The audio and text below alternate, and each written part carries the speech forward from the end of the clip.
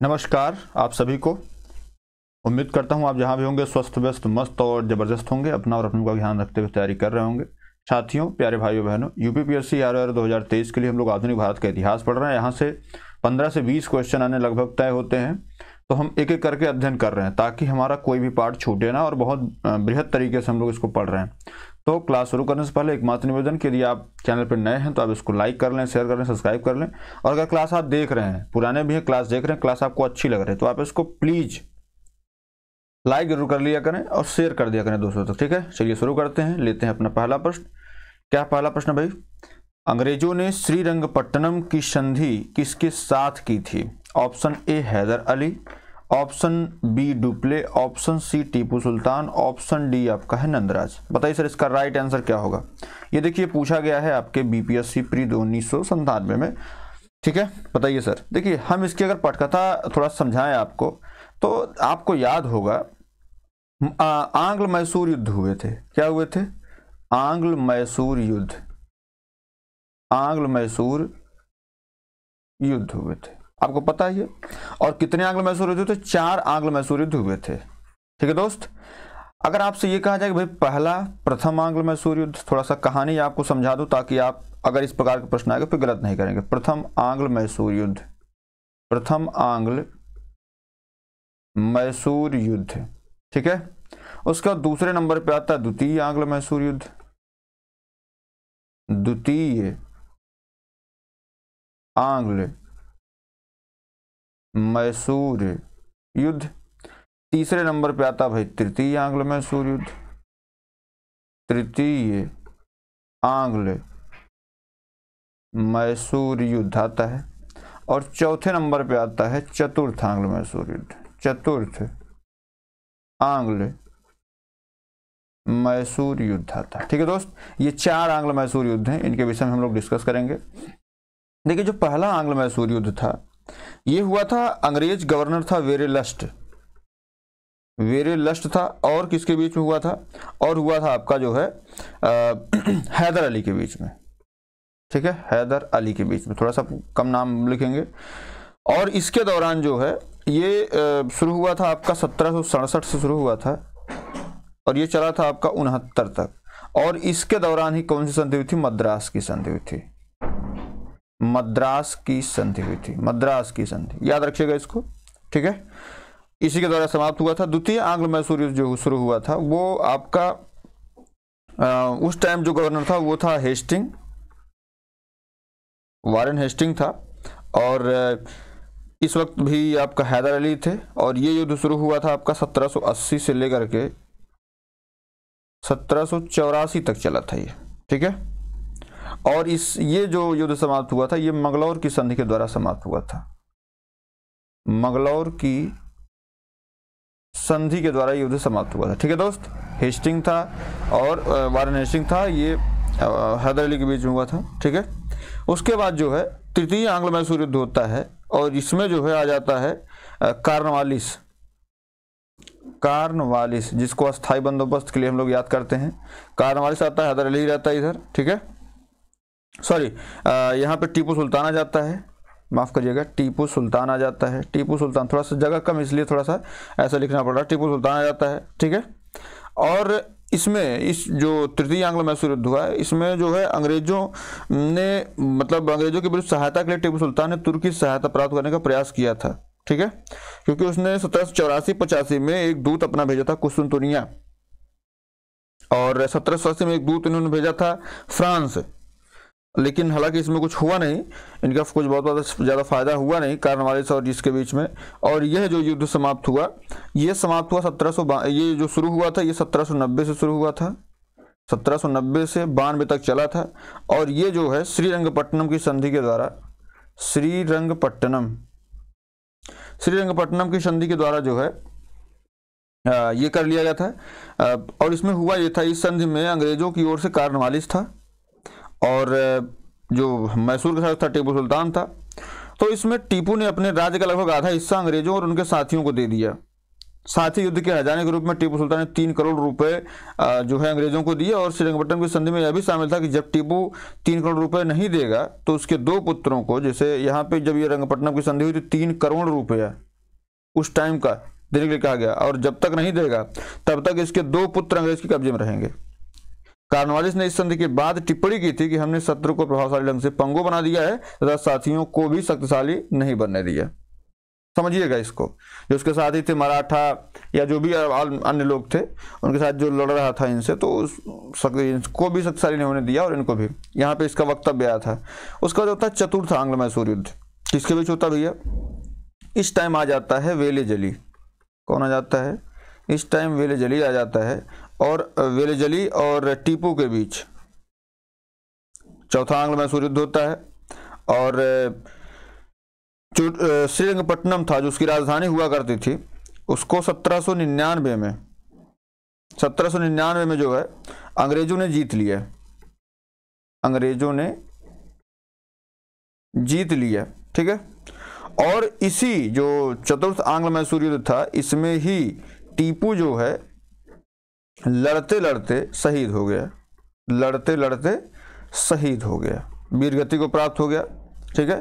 टीपू के कुछ सदस्यों को वेल्लोर में कैद कर लिया गया। बाद में जो है क्या हुआ, क्योंकि पटकथा तो वही लिखा जाता है ना कि भाई जहाँ तक चीज़ दिखाई जाती है, तो हमको बेसिकली मतलब इसी से कि भाई प्रथम आंग्ल मैसूर युद्ध हुआ तो कौन संधि हुई? मद्रास की संधि हुई। द्वितीय आंग्ल मैसूर युद्ध कौन संधि हुई? मंगलौर की संधि हुई। अगर तृतीय आंग्ल मैसूर युद्ध श्रीरंगपट्टनम की संधि होती है, और चतुर्थ आंग्ल मैसूर युद्ध कोई संधि नहीं होती है, बल्कि सीधे श्रीरंगपट्टनम पर अंग्रेजों का कब्जा हो जाता है और टीपू सुल्तान क्या होता है? हार जाता है। हमसे क्या पूछा? श्रीरंगपट्टनम की संधि किसके साथ हुई थी? तो अंग्रेज की तरफ से जो था वो था कॉर्नवालिस। हो सकता है पूछ ले आपसे, कॉर्नवालिस था अंग्रेजों की तरफ से, अस्थायी बंदोबस्त का जनक जिसको बोल सकते हैं। और उसके बाद इधर थे आपके टीपू सुल्तान, ठीक है दोस्त। तो आपका ऑप्शन नंबर सी क्या है? बिल्कुल राइट आंसर है। चलिए आगे बढ़ते हैं सर। 19 नंबर, टीपू सुल्तान अंग्रेजों के साथ युद्ध में कब मारे गए? Option 1857, option B 1799, option C 1793, option D 1769। देखिए सर, ये MPPCS प्री में आया हुआ प्रश्न है। हुआ ये था, कहानी इसमें थोड़ा सा और समझ लीजिए, टीपू सुल्तान कब मारे गए थे। तो अभी हमने बताया आपको चतुर्थ आंग्ल मैसूर युद्ध के विषय में। किसके विषय में? चतुर्थ आंग्ल मैसूर युद्ध के विषय में हमने चर्चा की अभी। चतुर्थ आंग्ल मैसूर युद्ध में क्या हुआ मेरे भाई? ये शुरू हुई थी आपके चतुर्थ आंग्ल मैसूर युद्ध जो है, ये करीब 1799 में ये खत्म हो गई थी। 1700 जो है 98 में शुरू हुई थी और 99 में लगभग 1 साल तक चली, खत्म हो गई। और इसी युद्ध में 4 मई 1799 को अंग्रेजी सेना ने श्रीरंगपट्टनम पर कब्जा कर लिया।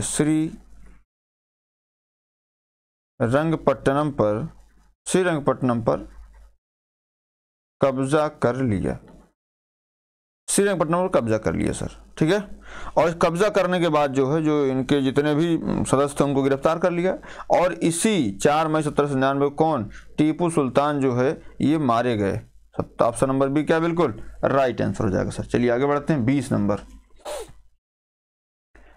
निम्नलिखित में से कौन एक सुमेलित है? प्रथम आंग्ल मैसूर युद्ध हैदर अली पराजित हुआ। द्वितीय आंग्ल मैसूर युद्ध हैदर अली ने अंग्रेजों को पराजित किया। ऑप्शन सी है तृतीय आंग्ल मैसूर टीपू सुल्तान युद्ध जीता और अपना भूभाग अंग्रेजों को नहीं दिया। ऑप्शन डी है चतुर्थ आंग्ल मैसूर युद्ध टीपू पराजित किया गया और युद्ध के मध्य दिवंगत हो गया। ये इतनी कहानी है, बताओ इसमें कौन सा सही है? देखिए भाई, प्रथम आंग्ल मैसूर युद्ध हुआ, इस दौरान अंग्रेज जो है हैदर अली पराजित नहीं होता, बल्कि हैदर अली जो है ये जीता था।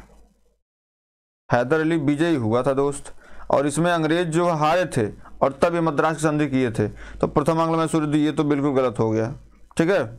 द्वितीय आंग्ल मैसूर युद्ध की बात करते हैं, हैदर अली ने अंग्रेजों को पराजित किया, ये भी बात गलत है। हैदर अली जो है अंग्रेजों से पराजित हुआ, और यहाँ पे क्या? यहाँ पे तो प्रथम आंग्ल मैसूर युद्ध था, यहाँ पे होती है कौन सी संधि? मद्रास की संधि होती है। और द्वितीय आंग्ल मैसूर युद्ध में जब ये पराजित होता है तब कौन संधि करता है? मंगलौर की संधि। कौन? मंगलौर की संधि करता है, ठीक है, मंगलौर की संधि करता है। और जब तृतीय आंग्ल मैसूर युद्ध टीपू सुल्तान युद्ध जीता और अपना भूभाग अंग्रेजों को नहीं दिया। टीपू सुल्तान जीता नहीं था, टीपू सुल्तान हारा। और इसी के दौरान क्या होता? श्रीरंगपट्टनम की संधि होती। श्रीरंगपट्टनम की संधि होती है और अभी इस संधि के बाद से टीपू सुल्तान के पास कोई चांस नहीं बचता, या तो वो 3 करोड़ रुपए हर्जाना देता अपने दोनों पुत्रों को प्राप्त करने के लिए, क्योंकि जो संधि हुई थी उसमें कहा गया था कि टीपू सुल्तान जब तक 3 करोड़ रुपया नहीं देंगे तब तक उनके पुत्रों को जो है अंग्रेजों के पास रखा जाएगा। तो इन्होंने 3 करोड़ रुपया दिए, या तो वो 3 करोड़ दें या फिर अंग्रेज संघर्ष करें। तो इन्होंने जो है चतुर्थ आंग्ल मैसूर युद्ध फिर हुआ 98-99 में, और युद्ध के मध्य जो है ये टीपू पराजित किया गया और युद्ध में के मध्य दिवंगत हो गए। तो ये भी बात बिल्कुल सही है। तो ऑप्शन डी बिल्कुल सही है, लेकिन ना तो ऑप्शन बी सही है, ना तो ऑप्शन ए सही, ना ही ऑप्शन सी सही है। तो ऑप्शन नंबर डी क्या मेरे दोस्त, बिल्कुल राइट आंसर है साथी। चलिए आगे बढ़ते हैं।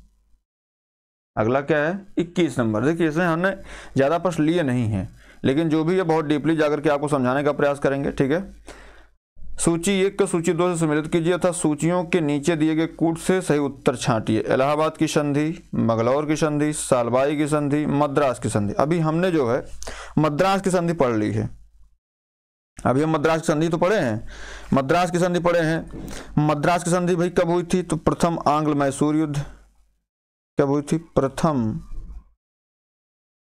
आंग्ल मैसूर युद्ध, प्रथम आंग्ल मैसूर युद्ध के दौरान हुई थी। कब हुई थी, 1767-69 के बीच में हुई थी। तो भैया यहाँ पे 67 से 69 के बीच में कौन आएगा, तो आपको एक ही दिख रही है 69 में, आपका मतलब डी का 3 होगा, ठीक है दोस्त। अब अगर हम बात कर लें भाई मंगलौर की संधि कब हुई थी, तो मंगलौर की संधि जो हुई थी ये द्वितीय आंग्ल मैसूर युद्ध के समय हुई थी। कब, द्वितीय आंग्ल मैसूर युद्ध के समय हुई थी। और मंगलौर की संधि, अब जाहिर सी बात है ये कब युद्ध कब से कब तक हुआ था, ये 1784 के बीच में हुआ था।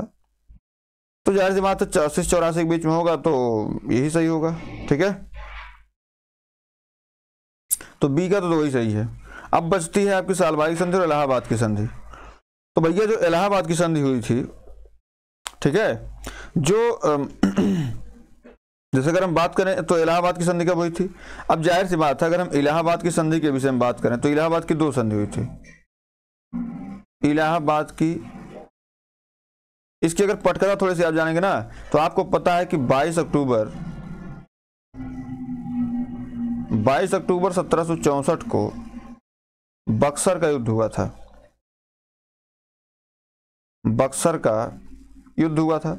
और इस बक्सर के युद्ध में जो है जो त्रिगुट था वो पराजित हुआ था, और यहाँ पर हेक्टर मुनरो विजयी हुआ था। कौन, हेक्टर मुनरो जो है ये विजय हुआ था। और इसके विजय होने के पश्चात जो है ये भेजा गया था किसको, क्लाइव को। और क्लाइव आता है और क्या करता है, इलाहाबाद की संधि करता है, इलाहाबाद की संधि करता है। कब करता है भैया, 1765 में करता है। और यहीं से शुरू होता है, ये 2 संधि होती है इलाहाबाद की, एक होती है 12 को और 12 जुलाई, एक होती 12 अगस्त 16 अगस्त को होती है। तो ये 2 संधियां होती हैं। 12 अगस्त को शाह आलम द्वितीय के मध्य होती है, और 16 अगस्त को जो है ये शाह सूजा जो अवध का नवाब था उसके बीच में होती है, ठीक है।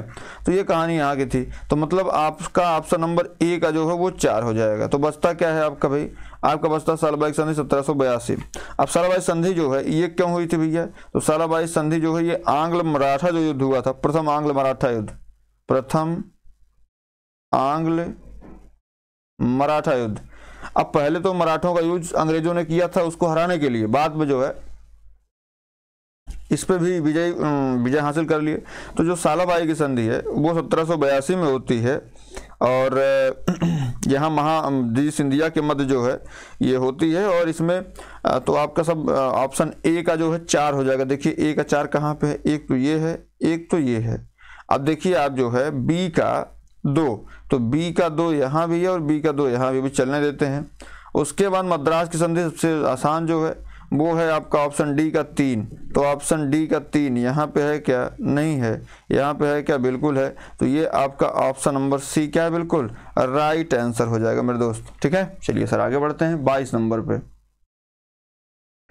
बेगम सुमरू ने एक अति प्रसिद्ध चर्च का निर्माण करवाया, माउंट आबू में, नैनीताल में, सरधना में या कानपुर में। यूपी पीसीएस मेंस 2022 का ये प्रश्न है। बताइए सर, बेगम सुमरू जो है, बेगम सुमरू,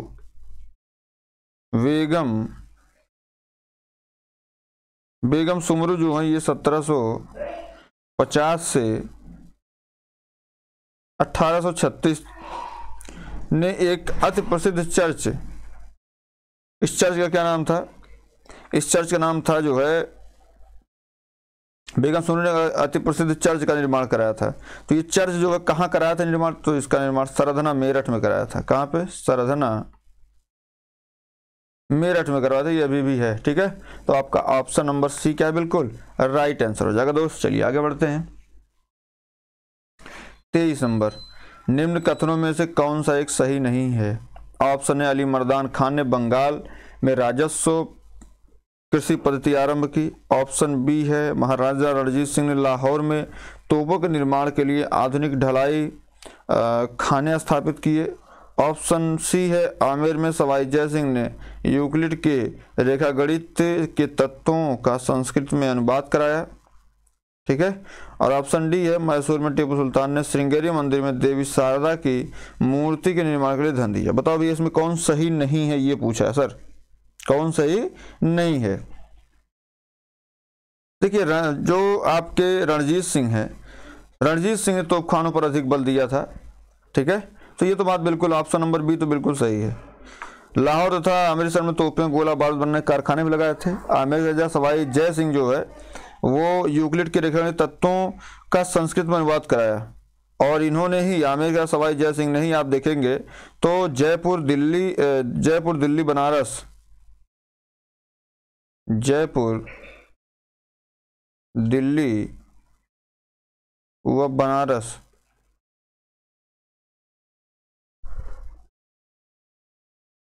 जयपुर दिल्ली बनारस, ठीक है, यहाँ पर जो है आगे चल के फिर जो है आदि झांसी में भी जैसे है ना, तो ये 5 वेधशालाएं खोला था इन्होंने इसी के आधार पर। तो आपका ऑप्शन नंबर सी भी बिल्कुल राइट है। ठीक है सर, और आगे चलें अगर तो टीपू सुल्तान ने श्रृंगेरी मंदिर में शारदा मंदिर के निर्माण के लिए धन दिया था। ठीक है, तो ये भी बात बिल्कुल सही है, लेकिन जो यहाँ पे लिखा है अली मर्दान ने बंगाल में राजस्व कृषि पद्धति प्रारंभ की थी, तो बंगाल में जो राजस्व कृषि पद्धति प्रारंभ करने का श्रेय जो है बल्कि अली मर्दान को नहीं जाता है, अली मर्दान खान को नहीं जाता, बल्कि किसको जाता है? मुर्शिद कुली खान को जाता है। किसको? मुर्शिद कुली खान। ठीक है, इनको जाता है। तो आपका ऑप्शन नंबर ए ही गलत है, और यही क्या है? ये बिल्कुल ऑप्शन नंबर ए क्या है? बिल्कुल राइट आंसर है। ठीक है दोस्त, चलिए आगे बढ़ते हैं अंतिम प्रश्न पे। क्या भैया? निम्नलिखित कथनों पर विचार कीजिए। पानीपत में के तृतीय युद्ध में आमू साहब अब्दाली ने इब्राहिम लोदी को पराजित किया।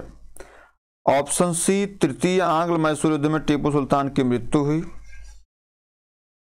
प्लासी के युद्ध के समय सिराजुद्दौला की पराजय के लिए मीर जाफर ने अंग्रेजों से मिलकर षड्यंत्र रचा। ठीक है, तो ये 3 ऑप्शन आपको दिए गए, बताइए इसका। आपको पता है कि 14 जनवरी 1761 को पानीपत की तीसरी लड़ाई होती है अहमद शाह अब्दाली और सदाशिवराव भाऊ के नेतृत्व वाली मराठा सेना के बीच में, जिसमें मराठी सेना बुरी तरह परास्त होती है, और जेएन सरकार के अनुसार महाराष्ट्र में संभवतः ही कोई परिवार ऐसा नहीं होगा जिसमें कोई अपना संबंधी न खोया तथा कुछ परिवारों का तो सर्वनाश ही हो गया था। तो इसमें आपका जो है अब्दाली ने इब्राहिम लोदी को नहीं, अगर बात यहाँ पे करें इब्राहिम लोदी को नहीं पराजित किया, बल्कि इसको सदाशिवराव भाऊ को पराजित किया, तो ये तो गलत हो गया भाई। पूछा है तृतीय आंग्ल मैसूर युद्ध में टीपू सुल्तान की मृत्यु हुई, बिल्कुल गलत बात है, बल्कि तृतीय आंग्ल मैसूर युद्ध में जो है इन्होंने क्या किया था? श्रीरंगपट्टनम की संधि की थी, श्रीरंगपट्टनम की संधि। ठीक है, तो टीपू सुल्तान की मृत्यु जब हुई तो जो है श्रीरंगपट्टनम की संधि हुई, वहीं पे इसका दाह संस्कार भी हो गया था।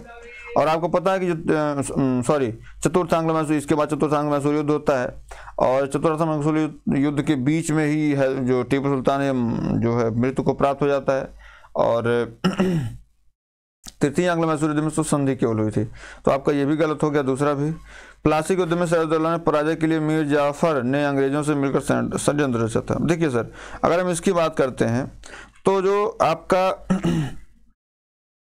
जो यहाँ पे प्लासी का युद्ध था, प्लासी का युद्ध पहली बात तो आपसे पूछता कब हुआ था, तो ये हुआ था भैया 23 23 जून 1757 23 जून 1757 को जो है प्लासी का युद्ध हुआ था। और इस युद्ध में, प्लासी के युद्ध में 1792, ठीक है, इस युद्ध में जो है टीपू सुल्तान सिराजुद्दौला की पराजय के लिए मीर जाफर, माफ करिएगा, जो अगर इसमें बात कर लेते हैं कि साहब इसमें प्लासी को सिराजुद्दौला की पराजय के लिए मीर जाफर ने अंग्रेजों से मिलकर षड्यंत्र रचा था, बिल्कुल बात सही है। तो प्लासी को मीर जाफर ने अंग्रेजों से मिलकर सिराजुद्दौला के विरुद्ध षड्यंत्र रचा था। और इसमें अन्य, इसमें हो सकता है आपसे पूछ ले कि भाई अन्य षड्यंत्रकारी कौन थे, मान लीजिए यहाँ नहीं पूछा है, आपसे आगे पूछ सकता है, तो भैया आप नाम नोट कर लीजिए। इसमें सबसे पहले तो राय दुर्लभ, क्या था, राय दुर्लभ थे। उसके बाद दूसरे नंबर पे आते हैं साहूकार जगत, साहूकार जगत। तीसरे नंबर पे आपके आते हैं जैसे अमीन चंद थे,